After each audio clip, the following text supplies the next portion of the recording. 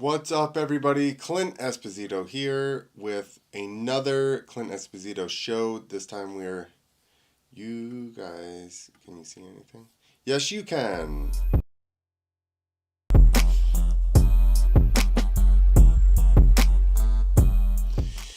All right, there you go. We're just going to go over Atlanta. I don't know what's going on here. I don't know what to do with my hands. No, so we're going to go over the track map for Atlanta and the entry list and jazz like that. So here we go. Track map first. Okay, so we know that it's not at the Mercedes-Benz Dome or whatever. It's at Atlanta Motor Speedway, so we're going speedway style. So it's a much longer track. It's kind of Daytona-esque, dare I say that. But a couple sand sections. They got two sand sections here because Georgia is known for sand. Joking. So let's see what we got. Long straightaway, start straight. Maybe long, maybe not that long. Left-hander, rhythm section, over the tunnel, little straight. Right-hander, another rhythm section on step on, step off right in the middle there. A sweeping right-hander. Then you go to a big double, hairpin right, kind of a sweeping little left deal into kind of like maybe triple, and then that's weird because that straightaway actually like kind of meanders left and then comes back right. They're like 45s maybe during the rhythm section. Then you go under the tunnel and you got a little sandy zigzag back across start straight. Then let's see. You kind of jump into the other sand section, which is always a good idea. These sand sections are going to be interesting this time because so you jump into this sand section, then it's still got a 45 in it. 45's out. Looks like a little jump onto an elevated right-hander, double into another. Is that a rhythm section? I think you're going to double probably 1, 2, 3, 4, maybe quad. Then another rhythm section coming out of that. Is that just a rhythm section there? Yeah. And then rhythm section, whoop section, onto the start straight backwards, right-hander, hairpin 180, back into another whoop section. This is definitely the strangest track that they've made, I think. Then step on, step off, little rhythm, finish line, double deal. So, yeah, definitely the most interesting track map they've done. A lot of like 45s, a lot of just like kind of, not tight turns, and two sand sections. Here's the other thing. I mean, I don't know what the weather is down there.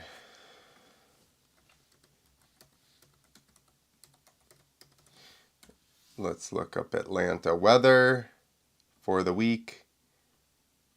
10-day Atlanta forecast. Let's see. Ooh, Thursday, rain. 79% chance. Thursday night, rain, or 79% chance again. So, Friday, thunderstorms. Saturday, partly cloudy.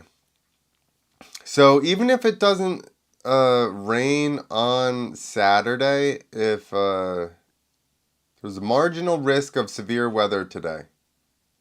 Let's just read it. Thursday, overcast with rain showers at times, high 66. Winds east at 10 to 15 miles per hour, chance of rain 80%. Thunderstorms likely this evening, then a chance of scattered thunderstorms overnight. Low 58. Winds east-southeast 10 to 15 miles per hour. Chance of rain 80%. So the reason that I'm looking at this is because this is going to dictate the condition of the track with it being open air. Atlanta or Georgia red clay can go from slicker than owl shit to concrete hard depending on the conditions. So with this rain, I'm going to say, even if it's, again, I don't know, they'll probably try and cover it, but I would assume just with the fact that there being moisture, you're probably going to be a little bit towards the wet side versus being like Blue Groove, super hard and dry, because, that's how red clay gets if it gets wet. Or, sorry, if it gets dry. My course in the summer, if we didn't get rain, it would just get like literally blue grooved. You could cut the faces of the jumps and never touch them again all summer. So with this weather though, I say it's probably going to get a little bit softer and a little bit, I don't even think slick necessarily. The clay goes from very slick to it starts to get dry and clumpy to really ruddy. So I would say they're going to cover it, blah blah blah. It's not going to be direct water probably on it, so I don't see it being slick. I see it developing lines and ruts and stuff like that, as long as they get some weather. So we'll see. We know the weather people don't know what they're talking about. All right, so let's go. Actually, so let's go to some events happening down there. I know, so I'm assuming, and I don't know this for sure, but I assume that Friday night you're going to have the DMXS pre-party at Tongue and Groove. That would be my guess. I don't know, I haven't seen any advertisements for it yet, but it's only happened the last like 20 years. So I don't see why this year would be any different. So Tongue and Groove's up in Buckhead. It's a fun club. The staff is on point. And you'll see all kinds of supercross people there. Problem is they don't do an after party there because it's kind of a little bit far away from the stadium. So that's why, especially now being in the Speedway, I think it would probably be even further, because Speedway is it's outside of Atlanta, but I don't remember. I think it's south of Atlanta. Buckhead's like North Atlanta. Don't quote me on any of this, because like I said, I do not remember exactly. But so Sunday after the race, there's going to be a charity ride at Jared's Place, which is a mountain bike park. You can actually get shuttles. Shuttles will be running from 10 a.m. to 5 p.m. You're going to have food trucks and tunes. Okay, so there'll be raffles. I did hear from Jared himself that AP7, Aaron Plessinger, is going to be there. And can't think of his name. Josh Hill is going to be there as well. So that's pretty cool. And, obviously the DMXS guys, I would think, are going to be there. Bike demos, free flight bicycles, and brews from Gate City Brewery. That's good. And, yeah. That's it. So the proceeds go to Wings for Life, which is a Red Bull organization to help with spinal cord injuries. So it's a good, not only is it sweet, I don't know of any other, I don't also mountain bike, but I don't know of any other mountain bike parks that you got shuttles and stuff like that. And I've been seeing they've been building stuff constantly, so it looks sick. Okay. That's Saturday. Go to Jared's Place on just Jared's Place, I think, online. Or if you go on Instagram, find Jared's Place Bike Park. Maybe it's Jared's Place Bike Park is the website. I should have probably looked this up, but you guys know that I don't do this by now. Okay, 125. 125. It's like 20 years ago. 250 standings right now. Jet is leading. Oh, you guys can't even see the points on this thing at the moment.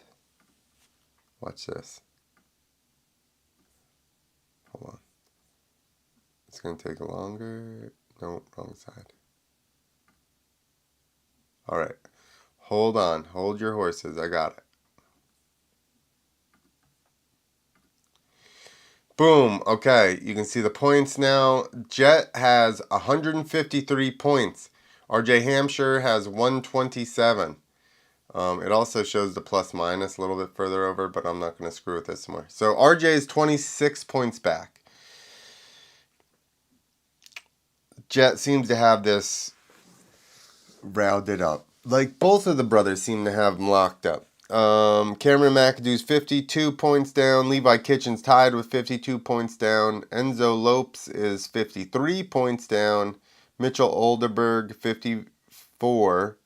Those guys are real tight. So 3, 4, 5, and 6. There could be some swapping. I'm assuming there's going to be because Cameron is out with a shoulder injury. So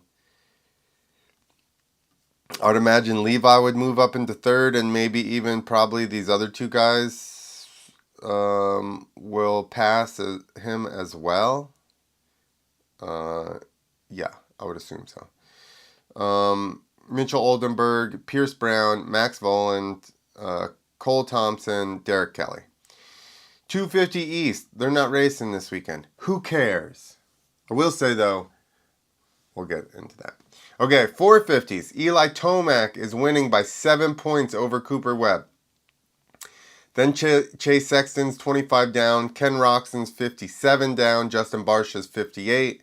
Justin Anderson, Jason Anderson, Aaron Plessinger, Christian Craig, AC, Justin Hill. That's awesome. Justin Hill is in 10th in the points after not racing for some years.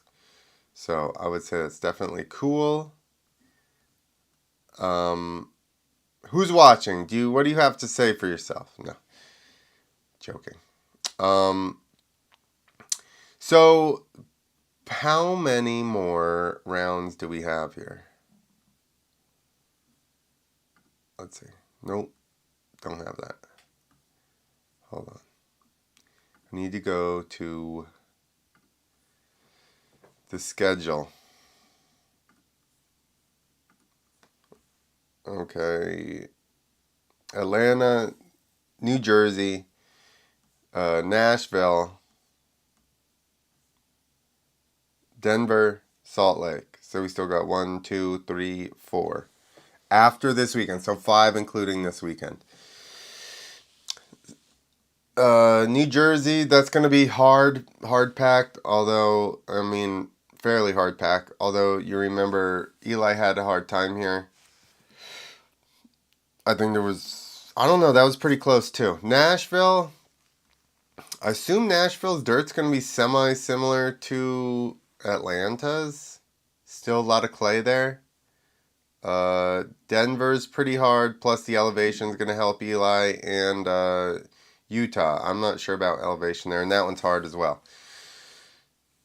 And the only reason I talk about that is because it's like Cooper have to be a big swing in momentum for me to think that all of a sudden Cooper's got his number. I don't think that's the case, and I think he's kind of